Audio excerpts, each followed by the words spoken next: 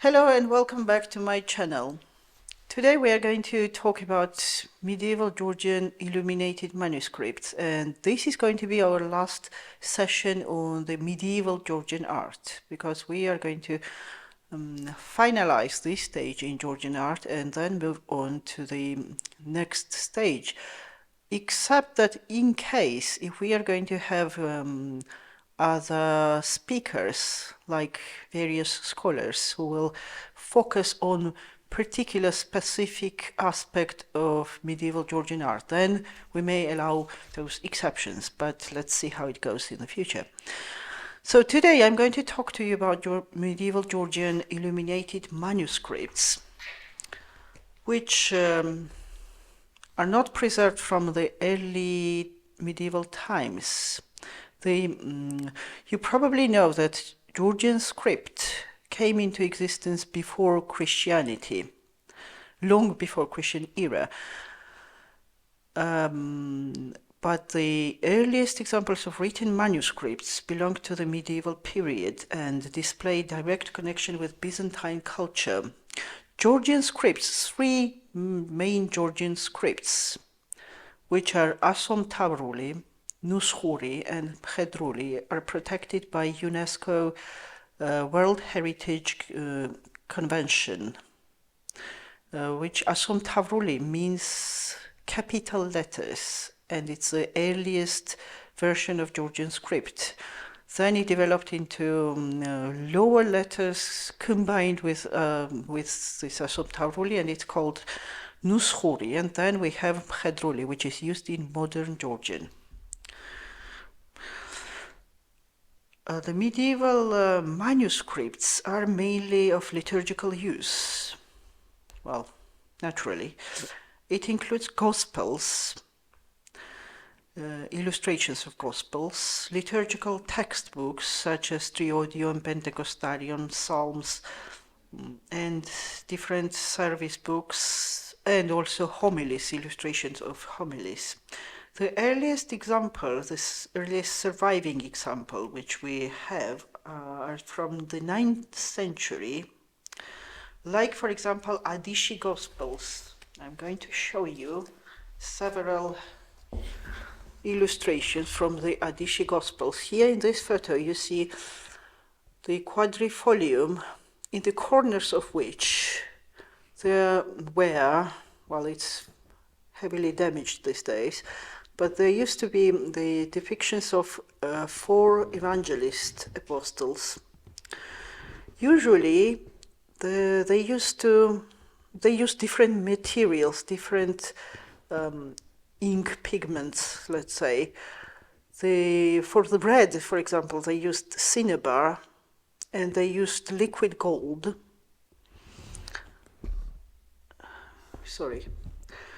Here you see canopy-like construction, which is ciborium or ciborium in Greek.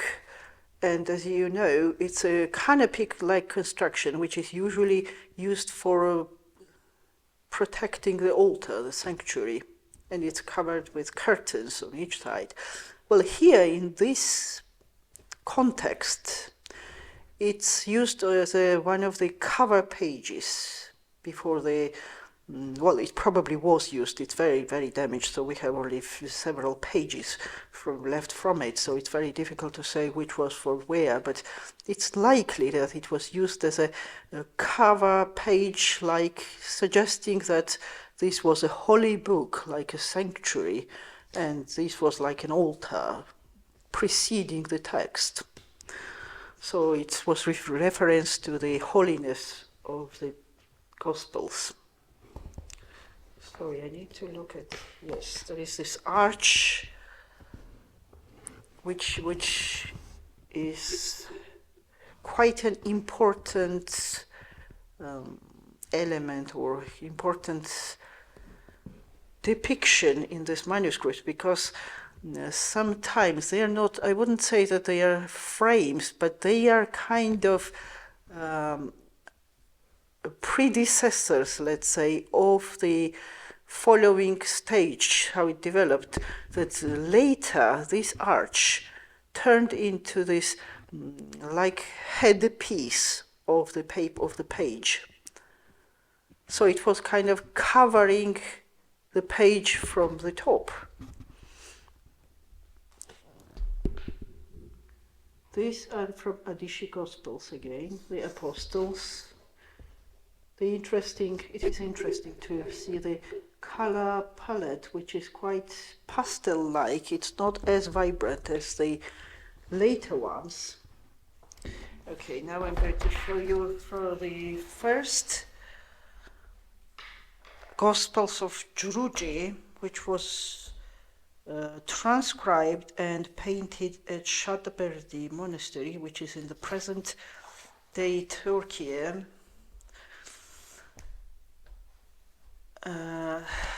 These fragments also here you see the arch-like constructions framing the composition. And the first one depicts the healing of. Wait, sorry. No, it's a different one. So this is the scene of healing of the blind, and that's an apostle.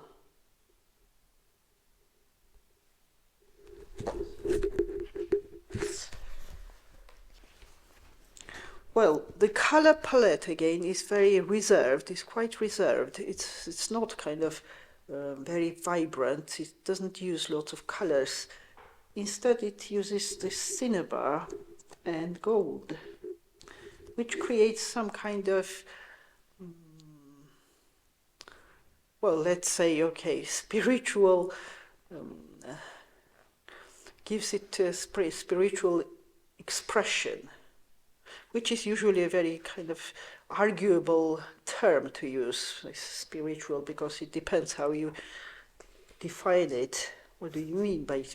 But here it's probably, I probably mean by it this very light and kind of elevated, this sense of elevated, probably that's what I mean by that. And very refined. Okay, let's move on to this again. Yes, here is from the 10th century. This Georgian was 10th century too. And this is also 10th century Gospels of Arostavi. I don't know if I mentioned this word. I probably did when we spoke about Bekao Bizari, and I pointed out that the cover, Bekao Bizari also made a cover for this Arostavi Gospels, which was a metal work and was made by repoussé technique. But this time, here we have these actual manuscript illustrations, which, unlike the Georgian one, for example, which was, in spite of the fact that they had very fine, Georgian had very fine lines, very sophisticated, but as you see here, the lines are a bit clumsier than the ones in Georgian Gospels. And it kind of looks almost like childlike, let's say, or some kind of naive expression, which increases its pure sensibility, sensibility of purity, or something like that.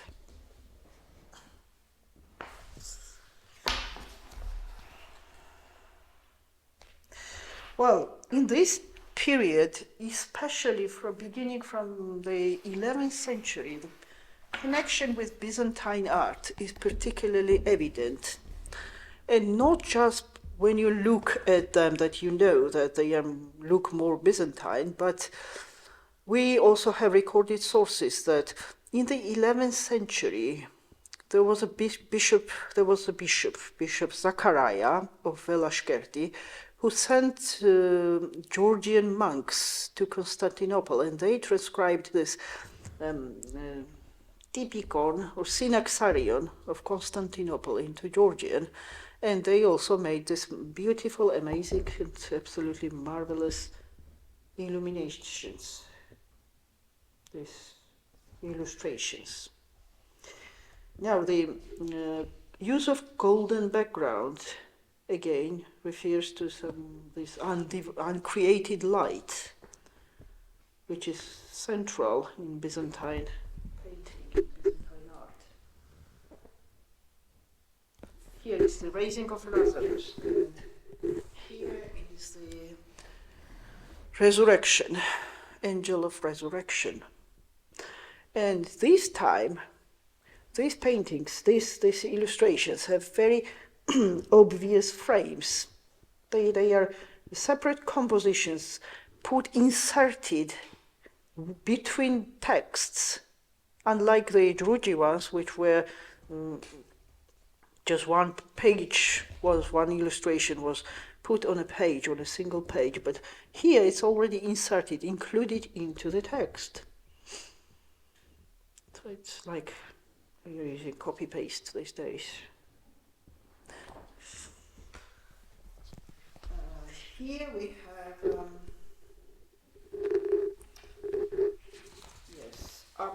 the illustrations from Upper Svaneti, which are very fine, very sophisticated. And again, you probably remember when I told you about Svanetian frescoes and Svanetian icons, I mentioned that the people who worked in Svaneti, in these areas, belonged to royal court. They were royal artists. So it's quite obvious that their artistic level is very skilled, very highly skilled. Now again, the connection with Byzantium is very, very much evident in Alaverdi Gospels. Here you see the flourishing cross, which was also quite central in Byzantine art. And also the use of colors is quite relevant to Byzantine legacy. The use of blue, red, and very and green, dark green, and in very intense.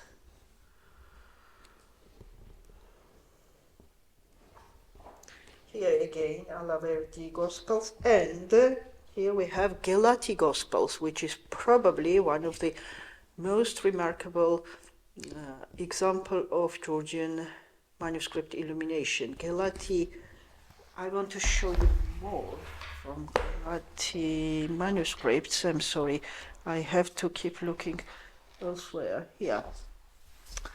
Here also. Not this one, but the other one. Oh. Now, here on this page, you see the Kiss of Judas. Very complex composition. And these are miniature paintings, as you probably know or guess at least. But they are very tiny, and the mastery of creating these very complex compositions in the small area, it is quite amazing. The use of colors is also advanced, highly advanced, and the width of figures here, including their legs and their hands and their these spears that they are holding, it almost is in line with even this, with some of Western painting, let's say, well, high painting, great art, not just some kind of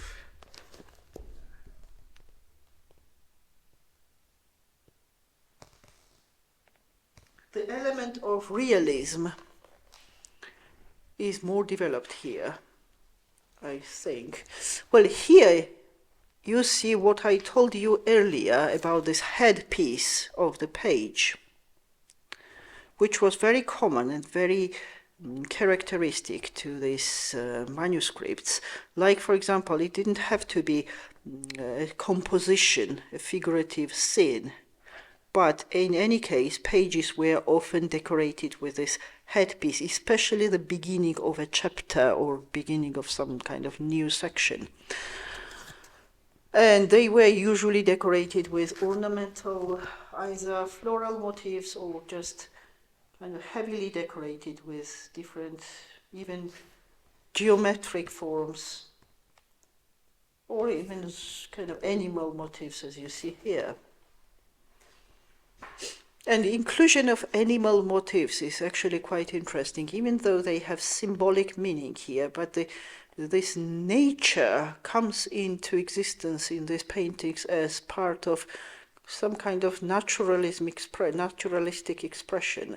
I think the interest to realism is more obvious than we realize and than we want to admit sometimes. One of the things I wanted to say is that when I was reading some of the texts about this Georgian medieval manuscripts, I read something very strange, which, not strange, but which is commonly accepted usually by most people, but I have a difficulty to accept this as a norm. Like, for example, one of the scholars said that the fact that they did not sign, either iconographers or or painters of these little manuscripts, not manuscripts, the illumination, the illustrations, they didn't sign their works, is that because they believed that everything that is good, it comes from God, while their person can only be bad or something like that, which I really struggle with. I think this synergetic cooperation with God is very, very important in artistic creativity. And the reason why they didn't sign it, I think, if you ask me, is that they simply did not see the need for that, because when you create something for God, you take it for granted. You just believe that God knows who you are, and you don't see the need for signing it. But I don't think it was done with this consciousness that, oh, I am nobody, I am bad, and I don't know, I just always struggle with this idea. Anyway, let's not get into theology too much now. Let's go back to our illustrations. Now, one of the things I wanted to, yes, I absolutely wanted to show you, is this astrological or astronomic treatise,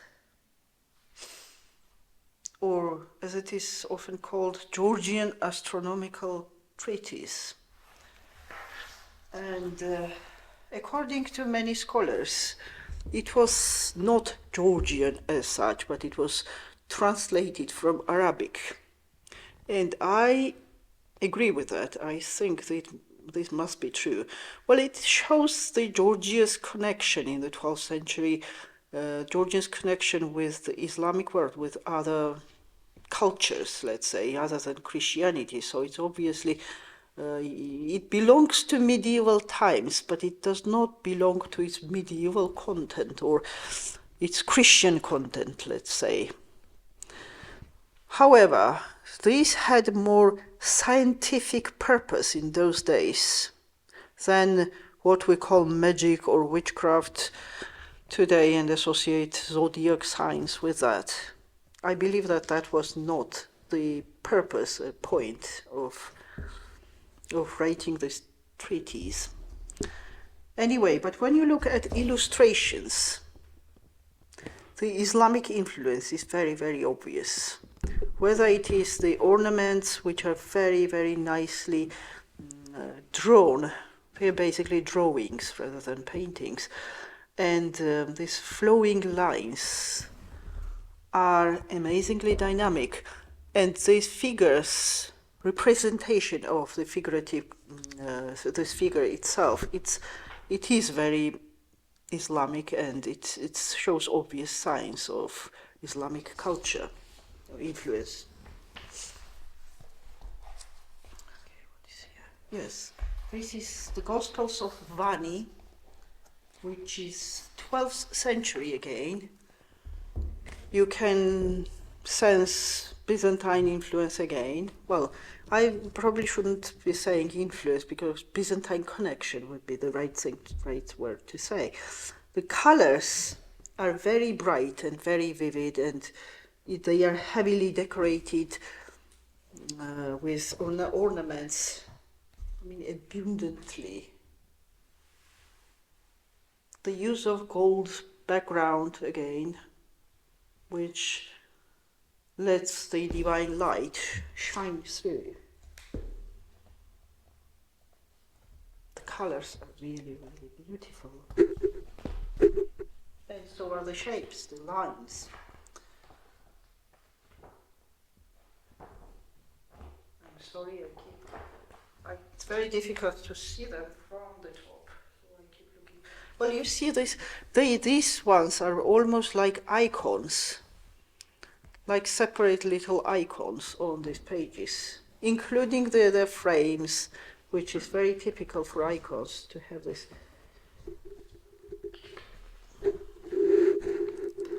Yes, here also, this is much, much later. The year 15th century. This, and they also look very much like icons, but slightly different. The background has changed. It's no longer golden. And the colors have changed and the expressions have changed. I think they are more humanized. The faces are more human and even more Georgian, I would say. I often struggle with this, people saying that, oh, Christ looks so Georgian in that icon, and I can never understand what they mean by that. How can Christ look Georgian? But sometimes I wonder if these faces have some kind of ethnic features. Anyway, this is also very obviously Islamic influence here. Much later.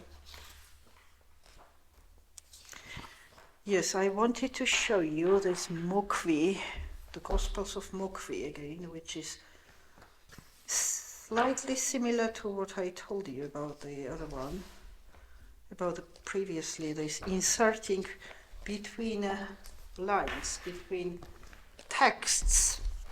Now this script here, which you see here, this script is Nushuri. And these capital letters come in as on Tauruli script, and they usually were decorated with ornaments. And these little teeny tiny compositions here inserted, they come from the Gospels of Mokvi.